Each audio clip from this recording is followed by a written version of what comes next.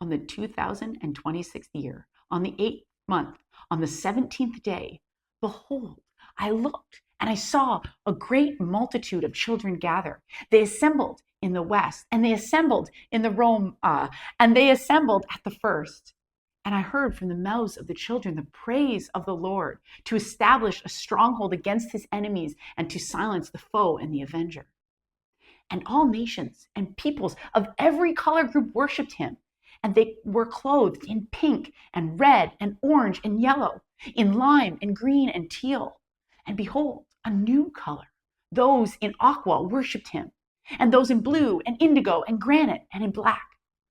And behold, the ones in purple directed them as they moved and ran and played before the Lord. And the strong were robed in cobalt and went ahead to prepare the way and followed behind to refresh the space anew. And I marveled at these things. And there before me were strange creatures, all yellow, some with one eye and others with two. And their heads were shorn, save for a few hairs. And they spoke in a foreign tongue. And they caused the children to cheer and laugh and sing. And I saw children taking hundreds upon hundreds, myriads and myriads of white shirts, and they washed them in color, washed them brighter than a rainbow. And I turned and saw the young speaking the words of the Lord to the old, and the old gave them papers in return. And I marveled at these things.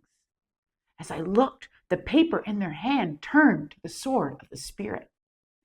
And day after day, for a time of 5 days, they returned again and again. And day after day, they learned to draw symbols to tell the story of the Lord. And they heard the testimonies from the ones who had followed the Lord. And on the 4th day, I looked, and I saw both the young and the old with hands raised, repenting and turning to the Lord. And times of refreshing came forth from him.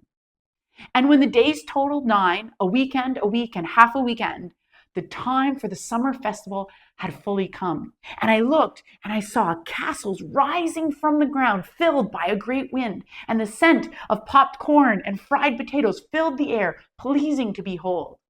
Whole families, the young and the old, turned and began to worship the Lord. And the joy of the Lord filled the west and the first. And then the people of the Lord rested from all their labors and took account of what the Lord had done amongst them. And they rejoiced over those who had entered into his kingdom, for his dominion is an everlasting dominion that will not pass away, and his kingdom is one that will never end. Well, that was Missions Week in the literary style of apocalyptic literature. But come this Sunday, and we'll hear from Daniel's visions, the reality of Missions Week, and actually the reality of our whole lives. How what might look like natural, mundane, even tedious things really are how we push back against the darkness and beat down Satan under our feet. See you Sunday.